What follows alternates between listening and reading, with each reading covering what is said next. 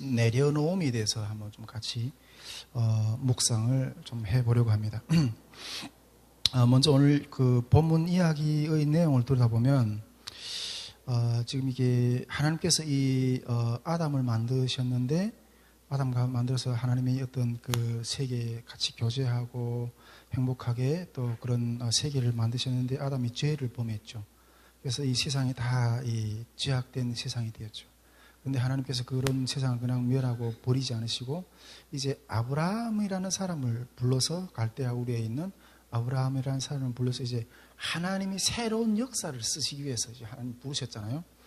그 아브라함을 통해서 이제 새로운 구원의 역사, 구속의 역사를 이루시려고 부르시면서 아브라함에게 약속하셨죠. 내가 너로 큰 민족을 이루겠다고. 예. 그래서 너를 축복하는 자는 축복하고 너를 저주하는 자는 저주하는 어떤 큰 원대한 뜻을 이루겠다고 아브라함을 부르시죠. 그리고 그 아브라함을 통해서 이게 이제 생명의 씨를 얻게 하시고 그 씨를 통해서 이 온 세상을 다시 하나님께로 이끄시기 위한 어떤 그런 구속의 계획을 가지고 아브라함을 부르셨어요. 그리고 그 아브라함에게 이제 아들을 주실 건데 그 아들을 통해서 그 씨를 온 세상에 퍼뜨리겠다. 이런 말씀, 약속, 나라를 주고 씨를 주고 그 씨를 통해서 복의 근원이 되겠다고 이렇게 부르셨는데 아브라함은 그 오랜 그 하나님의 약속 믿고 떠나는 것 가운데 오랜 실행 끝에 결국 100세에 대해서야 아들을 얻었죠. 아들을 주셨어요. 아들 주셨어요. 그런데 오늘 본문에는 그 주신 아들까지 이제 좀 바치라고 하셔요. 아들까지 지금 바치라고 하시는 어떤 그런 상황 가운데 놓여 있는 거죠. 여러분, 아브라함에게서 이 아들을 바치라는 것은 어떤 입장일까요? 어떤 의미일까요? 이제 그 아들까지 드리면 아브라함에게는 더 이상 다른 소망이 없어요. 더 이상 다른 소망이 없어요. 너를 통해서 나라를 이루겠다고 주님 불러주셨는데 아직 나라도 이루어지지 않았거든요. 근데 그 나라를 통해서 네 몸에서 나는 어떤 그 씨를 통해서 그 나라의 어떤 하나님의 자손의 어떤 그런 구속의 역사를 펼치겠다고 했는데 나라도 아직 주지 않으셨고 이제 겨우겨우 이제 아들 하나 겨우 얻었는데 약속대로. 근데 그 아들까지 지금 내놓으라는 거예요. 이 아브라함에게서 이 아들까지 내놓는 거는 아브라함의 입장에서 진짜 더 이상 다른 소망이 안 보이는 어떤 그런 상황의 어떤 그런 상태라는 거죠. 그런데 이런 속에서도 아브라함의 자세는 어떻습니까? 그럼에도 불구하고 아브라함은 하나님을 향해 온전히 서요. 그리고 그 하나님의 요구에 응답하고 모든 것을 내려놓고 이삭을 드리기로 결정을 한 거예요. 여러분, 이것이 진정한 내려놓음입니다. 할렐루야. 나중에 뒤에서 이야기하겠지만 아브라함에게는 지금 제일 사랑하는 거는 지금 이 나머지 아들이 하나인 거예요. 근데 그 아들보다 네가 사랑하는 것보다 주님의 요구가 더 앞서냐 하는 거죠. 그 아들을 내려놓을 수 있는가 하는 거죠. 그 내려놓음에 대해서 물어보는 거죠.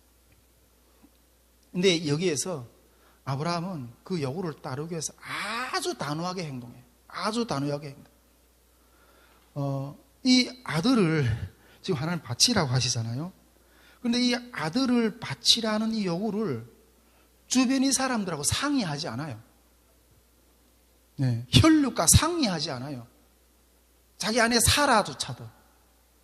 심지어 수종 두는 자들한테도 이런 이야기를 안 해요. 하나님한테 이런 요구하셨다고. 심지어 자기 아들에게조차도 이런 말을 안 해요. 어떤 면에서 보면 완전 이렇게 독재. 제가 이따가서 이렇게 이 선교회를 이끌다 보면 전에 스태프들 가운데서 이런 이야기를 종종 들었는데 북한에서 와서 그런지 사람 참 독재한다. 선교회를 운영하는 어떤 그런 데서 이렇게 아마 그렇게 느껴졌나 봐요. 근데 이 사도 바울에게도 우리가 다른 우리 성경의 다른 인물에게서도 이런 이야기, 이런 모습들을 볼 수 있죠. 사도 바울에게서도 이런 모습을 우리가 볼 수 있는데, 갈라디아서 1장 16절을 보면 사도 바울은 혈육과 의논하지 아니하고 하는 어떤 그런 표현을 써요. 이때 이 사도 바울이 어떤 혈육과 의논하지 아니하고라는 이 표현은 또 보편적으로 보면 다른 사람들하고 어떤 하나님 앞에 받은 어떤 그런 것들을 의논해서 행했지 않았다는 거예요. 그때 어떤 상황이었어요?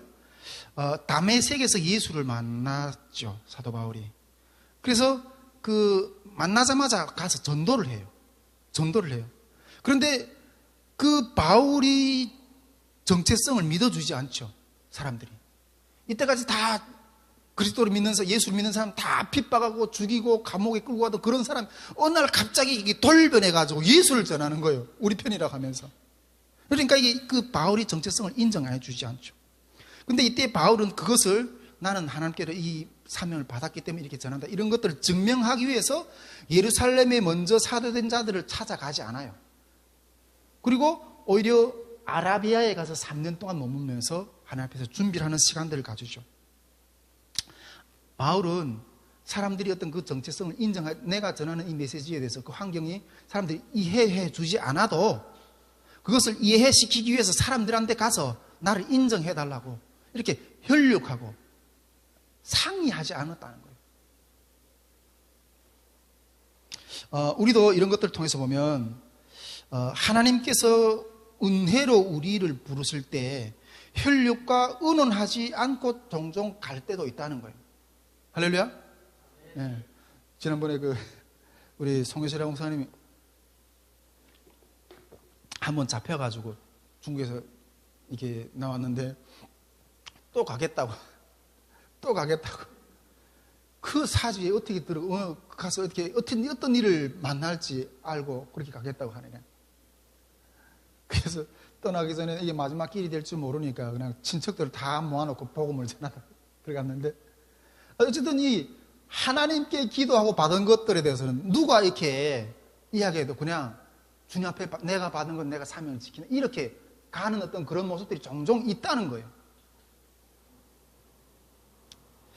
여러분, 아브라함의 입장에서 앞에서도 이야기했지만은 큰 민족을 이루겠다고 가나안 땅으로 가라고 하셨잖아요. 그래 왔는데 아직도 그 민족을 이루어지는 어떤 그런 모습도 안 보였고, 나라도 이루어지지도 못했고, 그런데 이제 내 몸에서 난 씨를 통해서 어떤 그 나라를 완성시키겠다고 하시는데 그 씨까지도 지금 하나님이 없애버리라 하는 거잖아요. 거두어 가겠다는 거잖아요. 그러면 아브라함 인생에 남는 게 없어요. 그럼에도 불구하고 내려놓고 하나님의 요구에 응했다는 거예요. 그 하나님의 뜻은 다 이해할 수 없어요. 내가 너를 통해서 나라를, 민족을 이기겠다 했는데 나라도 이루어지지 않고 그 아들도 지금 다른데 그 뜻을 어떻게, 그럼 말씀하셨던 하나님이 거짓말쟁이냐? 그건 아니다. 그런데 이 요구에 대해서 나는 이해할 수 없지만은 응하면서 내려놓고 나아갔다는 거죠. 이 하나님의 요구 앞에 그 아들을 내놓지 않고 껴안는다는 것은 하나님의 뜻에 순응을 못하는 어떤 그런 입장이 되는 거죠, 아브라함 입장에서. 저에게도 요즘 가정 가운데서 좀 이렇게 내려놓는 어떤 그런 이 마음, 그런 이런 이 시간들을 좀 가지는 어떤 그런 시간들이 잠깐 있었는데요. 저도 시선을 하나님이 부르심이 아니라 때로는 이 상황에 맞추게 될 때 그 상황이 걸림돌이 되는 것들을 종종 겪게 됩니다. 그럴 때는 하나님 방향보다 나의 계획, 나의 안위, 나의 생각, 그런 것들에 꽉 잡혀 있는 거예요. 꽉 잡혀 있는 거예요. 지금까지도 많은 것들을 내려놓고 주님의 부르심에 순종하여 달려왔지만은 요즘 저에게도 또 한 가지 좀 내려놔야 되는 어떤 그런 겪은 일을 한번 겪게 되는 어떤 시간들이 좀 있었어요. 예, 어떤 일이었는가 하면 우리 또 큰딸 예빈이에 대해서 이렇게 좀 내려놓는 시간들을 좀 가지게 됐어요. 예. 인간적인 욕심에서는 내가 낳은 딸이 이 세상에서 그냥 이게 정말 이렇게 뭐 북한식으로 표하면 이게 그냥 이게 지지하게 산다. 뭐 이게 제대로 이게 좀 사람다운 어떤 모습을 가지지 않고 그냥 이렇게 매갈이 없이 사는 것들이 용납이 안 돼. 용납이 돼. 못 참겠어. 근데 지금 얘가 지금 대학 갈 나이에요. 내년도에 대학 들어가게 돼요. 대학 들어가게 돼요. 이 대학이라는 거는 이게 인생의 어떤 진로를 결정하는 어떤 그런 순간이잖아요. 그런 순간이잖아요. 그래서 이걸 한번 잘못 디뎌놓으면 그 인생이 어떻게 해결될지 모르는 거예요. 그래서 한번 좀 만나서 지도해보고 주고 싶고 좀 밀어주고 싶고 이런데 길이 열리지 않아. 길을 열리지 않아. 그럼 어쩌겠어요? 내려놔야지. 근데 여기서 이렇게 내가 내려놓는다는 것은 어떤 면에서 보면 무책임하는 어떤 부분들이 있을 수 있어요. 그러나 이 내려놓는다는 것은 그러면 내려놓게 되면 그 내려놓음의 그 대상은 어떻게 되는가 하는 거예요. 내려놓음의 대상은 어떻게 되는가요? 이때 믿음이 필요한 거예요. 내가 하는 것보다 하나님이 더 완벽하게 그 아이를 세워주실 거다. 그걸 믿고 그 안에 있는 내려놓는 거는 그 안에 선을 있는 거예요. 그 선을 바라보면서 가는 거예요. 그러나 보통은 못 그러죠. 어떻게서는 보다는 내 손 안에서 다 관리가 돼야 되고 세워져야 되고 그렇게 관리되고 세워지는 걸 봐야 속이 시원한 거죠. 내 자식이라는 게. 왜 우리는 하나님이 입혀주시고 키워주시고 하는 것을 못 믿을까요? 저는 이렇게 우리 큰딸 이야기를 우리 집사람 앞에서 하기가 참 이렇게 민망해요. 우리 큰아들은 생사도 몰라요. 생사도 몰라요. 살았는지 죽었는지도 몰라요. 그래서 집사람 앞에서 큰딸 이야기를 하기가 되게 마음이 아파요. 그리고 명함도 못 꺼내요. 그보다 더 큰 아픔이 있잖아요. 그럼에도 내려놓고 가는 거예요. 인생을. 요즘 우리 아내에게도 좀 내려놓음의 상황들이 필요한 것들을 이렇게 보게 돼요.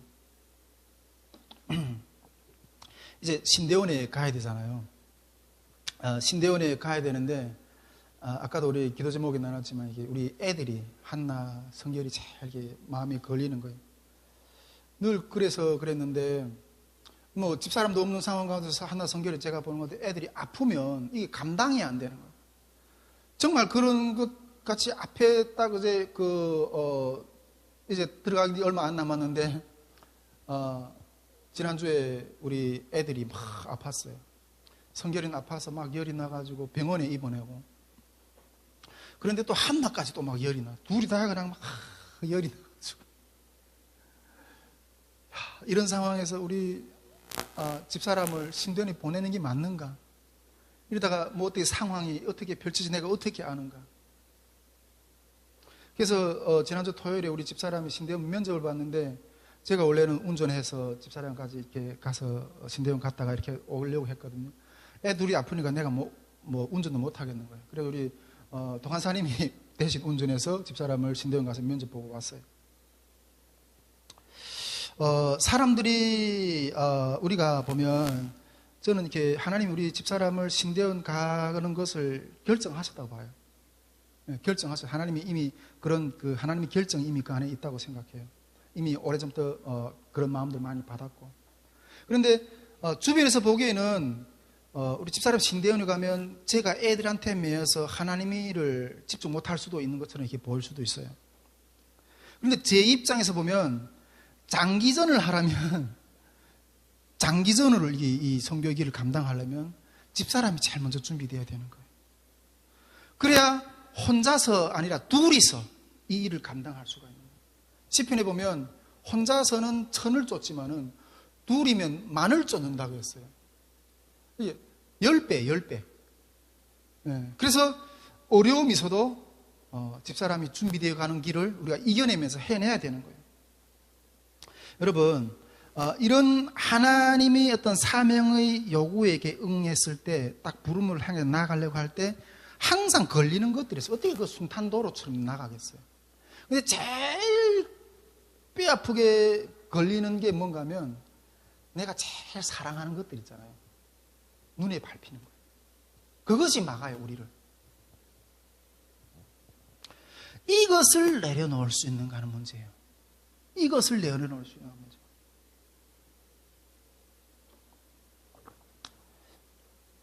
여러분, 하나님이 통치하시죠. 하나님이 우리 한나나 성결이 아프고 건강하게 자라고 이런 상황을 모르겠어요? 그걸 보호하실 능력이 없겠어요? 근데 왜 이걸 요구하는가? 네가 이런 것들을 내려놓고 내가 부르시는 그 부름 가운데 나을 수 있느냐?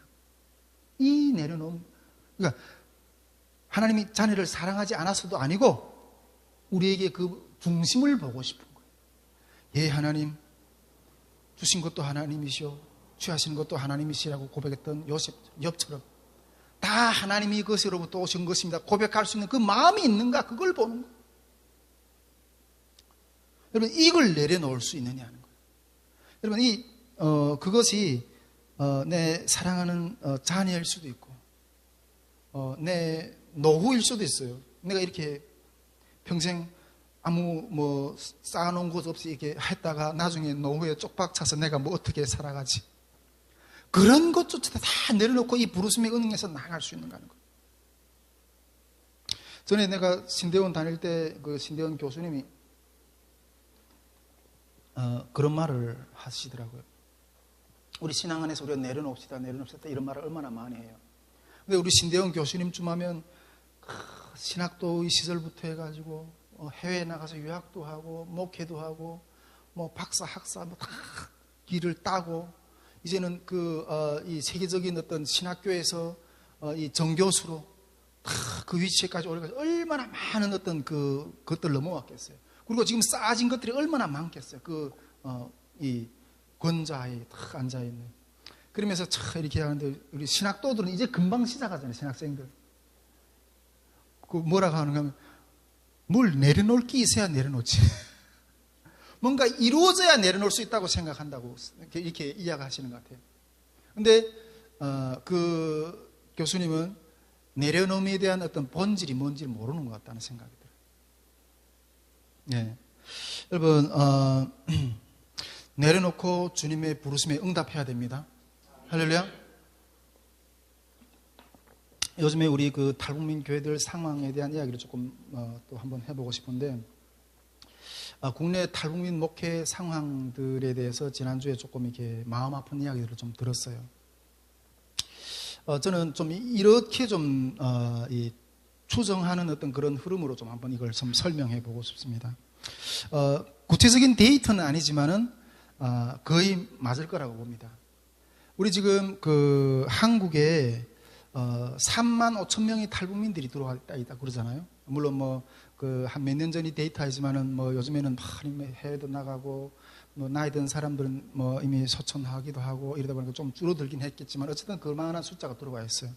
그런데 여러분, 이분들이 다 삼국을 통해서 이렇게 한국 들어오는 과정 가운데 정말 이 선교사님들, 중국교회와 또 우리 한국교회 선교사님들이 많은 도움들을 받으면서 돌아왔어요.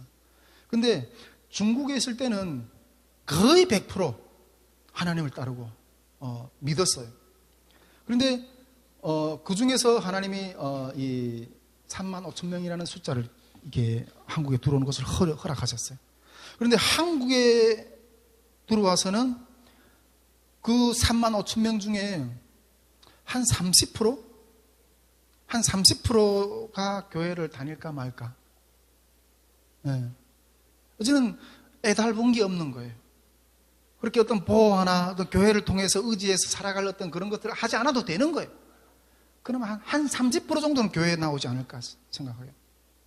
그런데 그 30% 중에서도 중국에서 그 하나님 만났던 그 뜨거움에 또 주 앞에 헌신하기로 결단하고 하나님의 길을 걸어가겠다 하는 사람들이 한 10% 정도 될까?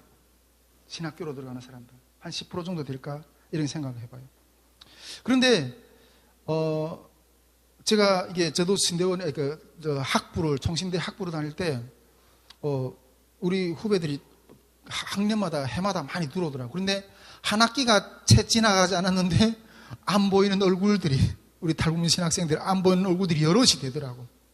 신학교 들어오는 게 한 10% 정도 되는데, 여러분 신학교 들어오는 것도 그걸 완주 못하고, 그리고 우리가 신대원에 들어가는 정도 되면 학부까지는 그래도 이렇게 신학교 왔다고 하지만은 정말 이 사람이 하나님의 길을 위해서 헌신할 수 있는가, 이거에 대해서 100% 확신을 못해요.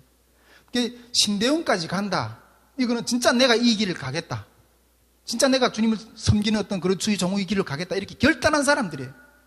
그런데 그 신대원까지 들어가는 사람들이 그중에 한 5% 정도는 될까 하는 생각을 해요. 5% 정도. 그런데 신대원을 졸업했어요. 네. 순종하면서 신대원을 졸업했는데, 신대원을 졸업하고 또 목회를 포기하는 사람들이 그 중에서 또 2% 돼. 제가 이렇게 저희 동기들 가운데도 보면 목사 안수까지 받은 사람들이 목사 이 자격들 다 내려놓고 세상 직업으로 가는 사람들 며칠 봤어요. 네, 며칠 봤어요. 그런데 그렇게 하고 남은 사람들 한 2% 정도 되지 않을까, 이렇게 생각해 봐요. 그런데 신대원 목사 안수 받고 목회를 시작했잖아요. 목회를. 교회를 개척해서 시작했잖아요. 그런데 교회를 시작해서 가다가 그 중에서도 또 포기해. 그 중에서도 또 포기해.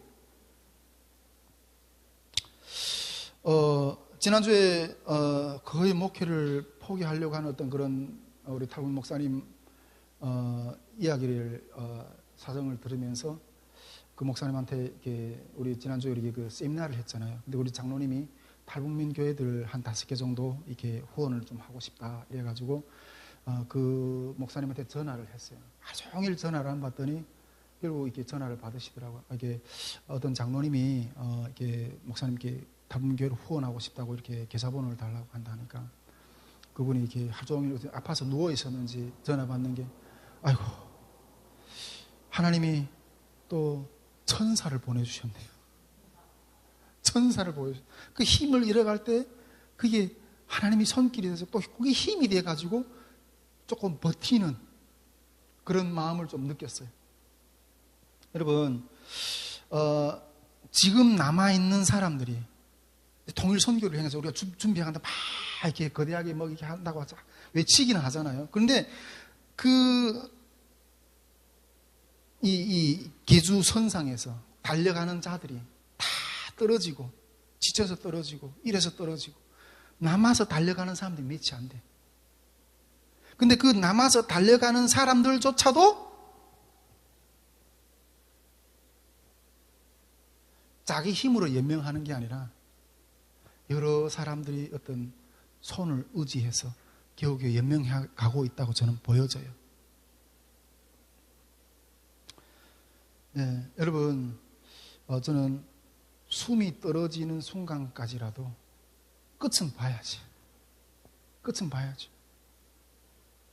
여러분, 부르심을 향해 통일선교를 하나님 그 중국에서 뜨겁게 만나서 이렇게 확 헌신하고 달려왔는데, 그래서 신학교의 그 어려운 공부들을 마치고 목회를 하고, 저는 목회 한 10년쯤 됐는데 그렇게 고생했는데 현실은 너무 막막해.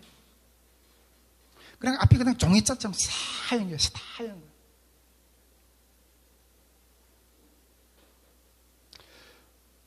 부르심을 향해 달려왔는데 지금 현실은 아무것도 안 보여.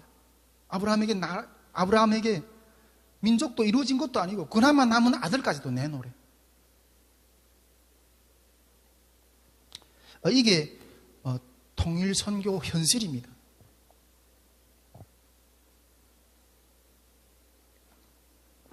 많이 모여서 기도는 하는데 필드에는 나가서 버텨낼 힘이 없어.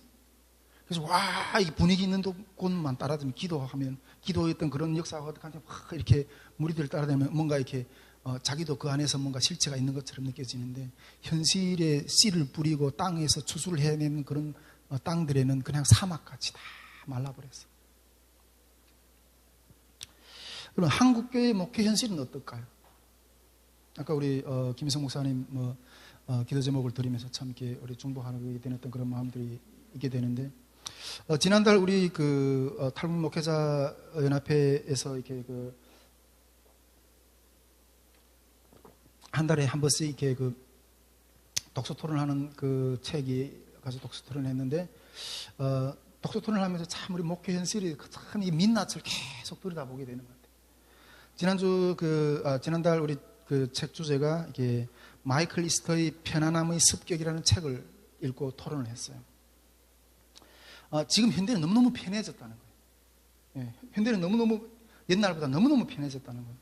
물론 편해진 기간이 그렇게 길진 않아요. 산업혁명이 확 급작스레 일어나면서 그 전까지 오랜 몇천 년 동안 다 힘든 수렵 활동하면서 그렇게 인간은 그렇게 살아왔어요. 근데 이 기술이 발달하고 현대가 사회가 발전하면서 사람들은 점점 더 편함을 추구하는 거예요. 목회도 그 안에서 편함을 추구하는 데가 나가고 있고.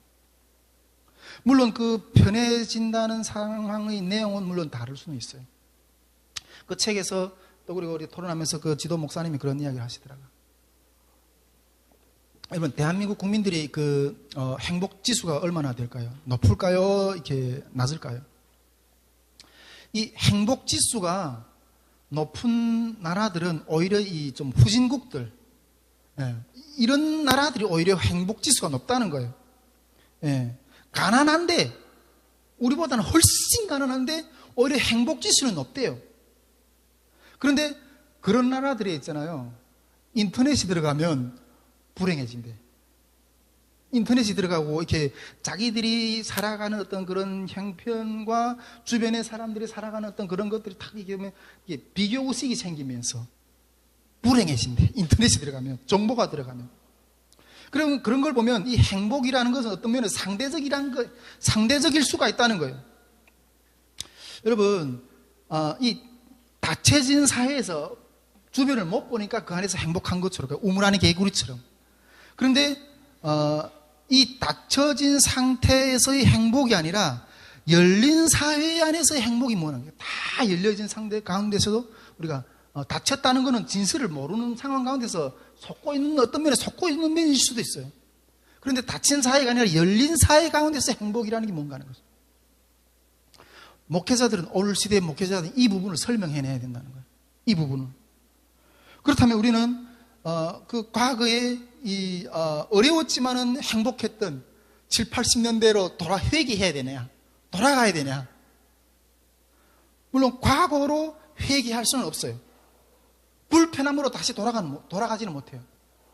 옛날에 제가 이게 중국에 있을 때 동네 사우나를 가서 이렇게 사우나를 하다가 우리 한국에 먼저 간 친구들이 야, 우리 한번 이게 목욕탕 완전히 최신 어떤 그런 목욕탕에 가서 이렇게 한번 같이 가서 이렇게 해봤더니 그다음부터 동네 목욕탕 안 가게 되더라고.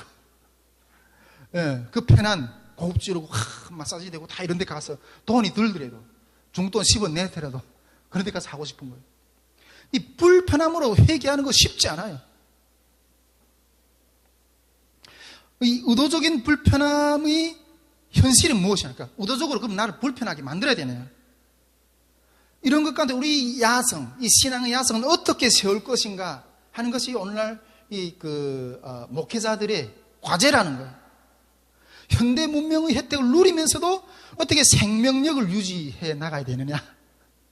그런 고민의 시간들을 이 책을 읽으면서 솔직히 그런 고민들 하면 참 이게 우리하고는 좀 고민이 참 거리가 멀다 이런 생각도 좀 하긴 했지만은 참 현대 사회 교회는 이런 고민을 해요. 고민이 그렇다는 거예요. 우리가 여러분 국제 정세를 바라봐도 깜깜해요.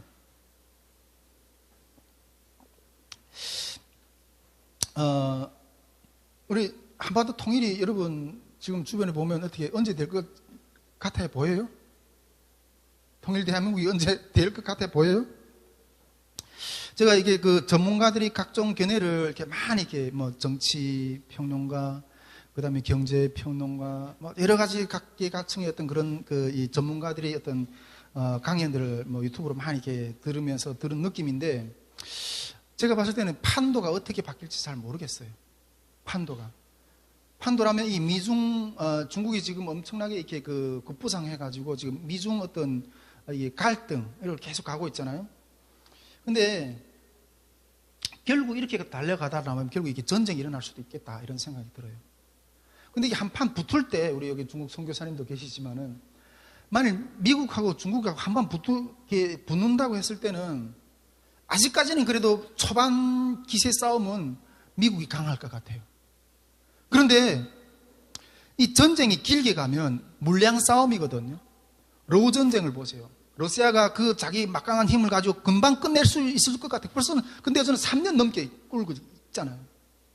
근데 전쟁이 길게 가면 물량이 이게 뭐 이 배라든가 이 군수 물자들이 계속 공급이 돼야 되는 거예요. 지금 뭐 미국에 있는 탄약, 뭐 한국에 있는 탄약, 뭐 이게 유럽에 있는 다 그게 우크라이나에 가서 지금 미국이나 탄약고 다 비었다는 거잖아요. 결국 물량 싸움이거든요. 근데 지금까지 이 미국이 이게 그 경제 발전이었던 그런 상황들을 보면, 과정들을 보면 힘든 제조업들은 그래서 다 그냥 해외로 이 뭐 한국, 일본, 유럽 다 이런 게 빠져나갔어. 그래서 이제는 그 한국, 일본 거쳐서 일본, 한국 거쳐서 이제는 중국으로 다 제조업들이 다 기반이 넘어갔어요.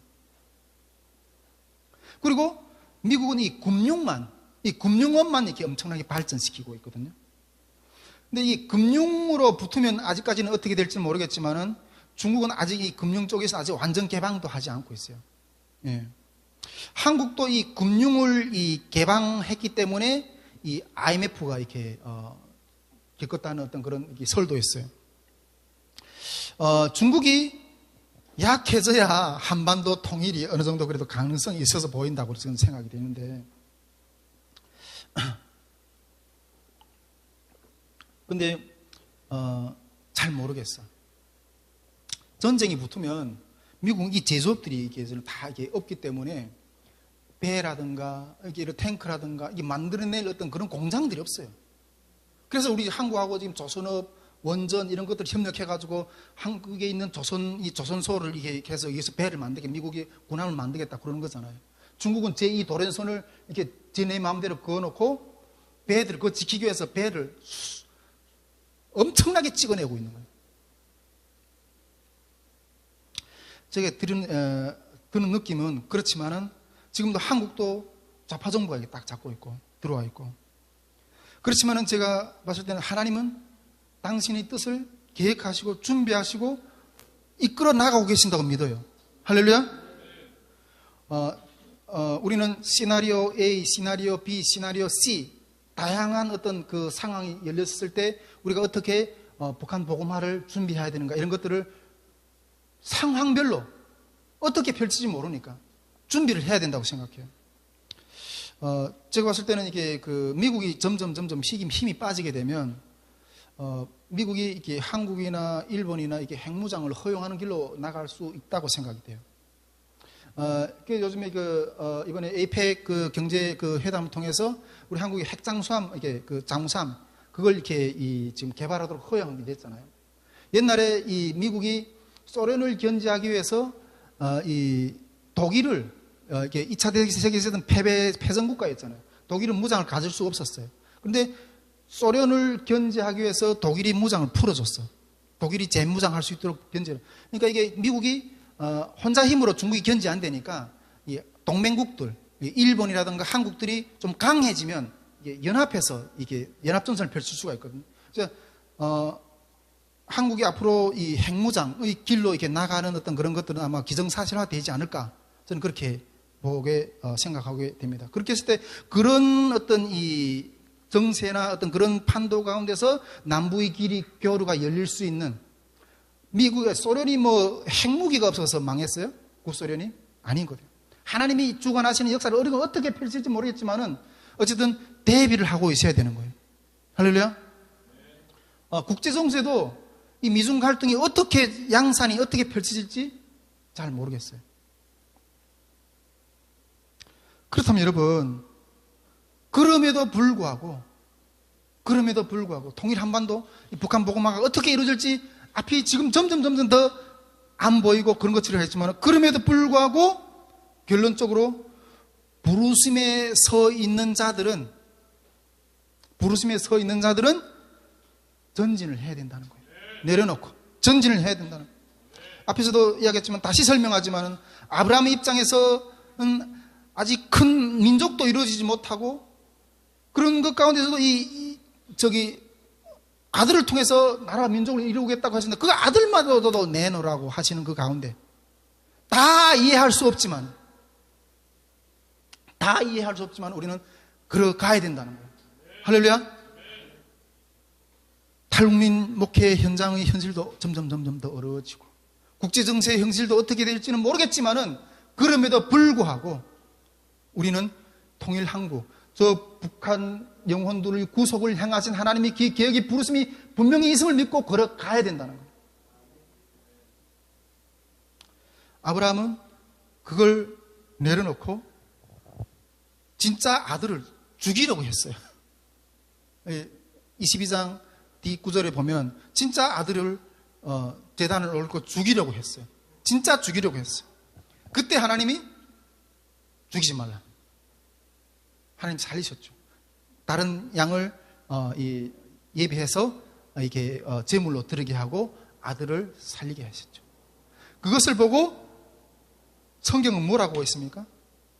죽은 자 가운데서 다시 받은 거라고 해요. 여러분, 우리 현실이 정말 죽은 것처럼 보여요. 답이 없는 것처럼 보여요. 그러나 그걸 믿고 전진하며 나아갈 때 부활의 역사를 만나게 될 줄 믿습니다. 여러분, 보이지 않지만 우리가 이 길을 그냥 뚜벅뚜벅 걸어갈 수 있는 이유는 주님이 그 가운데서 우리를 부르시는 소리가, 음성이 생생하게 이 길을 향해서 명하시는 여호와의 명령이 우리에게 오늘도 들리고 있다는 거예요. 할렐루야. 상황을 보지 마세요. 우리 가정도 환경은 학교에 갈 수 있는 상황이 아니에요. 탈북민 목회도 상황을 보면 아이고, 북한 선교 이제까지 80년 동안 분단되는 것도 정치인들이 통일 대한민국에서 노력을 안 해봤겠어요? 한국교회가 이때까지 그 길을 달려보지 않았겠어요? 예? 그리고 2000년도 이후에 물밀듯이 대한민국의 탈북민들이 들어옴으로 인해서 하나님이 새로운 어떤 그런 판도를 쓰시려고 하시는가 보다. 그래서 한국교회가 또 다시 한번 이 통일선교를 준비해보고 탈북민들 모아놓고 이렇게 하다가 준비해봤는데 그것도 이제는 뭔가 다 찐이 빠졌어. 이것도 아닌가 보다. 한국교회도 점점 현대 목회는 어려워지는 것처럼 보여요. 국제정세도 우리가 바라는 대로 될 것 같지 않아 보여요. 그러나 여러분, 우리 환경을 보면 이걸 지국을 바꿔야지. 지금이라도 다른 걸로 가지. 그러나 이런 속에서도 우리가 갈 수 있는 것은 그 속에 여호와의 음성이 있기 때문이라는 거예요. 할렐루야. 여러분, 운전자는 내가 아닙니다. 운전자는 하나님이십니다. 음성을 따라서 가는 거예요. 내려놓고. 내일이 내 삶이 어떻게 되든지 간에 아들까지 내놓으라면 내려놓고 가야 되는 거예요. 그 속에 우리를 부르시는 주님이 음성이 있기 때문에 우리는 이 길을 걸어갈 수 있다는 거죠. 아브라함이 큰 민족을 이루는 것도 아브라함이 자신의 시간에 맞춰져 있는 게 아니에요. 탈북민 목회가 역사를 세우는 것도 탈북민 목회자들이 시간에 맞춰져 있는 게 아니에요. 국제정세가 암담해 보이는 것도 우리가 원하는 시간에 그렇게 보여지는 게 아니라는 거예요. 그러나 그 속에 하나님의 음성이 있다면 우리는 이 길을 걸어갈 수 있다는 거예요. 그럴 때 하나님이 이루게 하시는 역사의 부활의 생명을 만나볼 수 있을 줄 믿습니다. 부르심을 향해서 걸어가야 됩니다. 어떤 상황 가운데서도 우리가 정말 운전자가 우리가 아니고 하나님이시라는 것을, 하나님이 오늘도 이 땅을 통치하시고 살아계시고 우리는 이때까지 그렇게 주님의 음성을 따라왔을 때 주님이 우리를 승리했었던 하나님이 지금도 우리를 관찰하고 계시고 인도하고 계시고 부르시고 계신다는 것을 믿고 전진할 수 있기를 주님의 이름으로 축복드립니다. 네. 오늘 강의는 뭐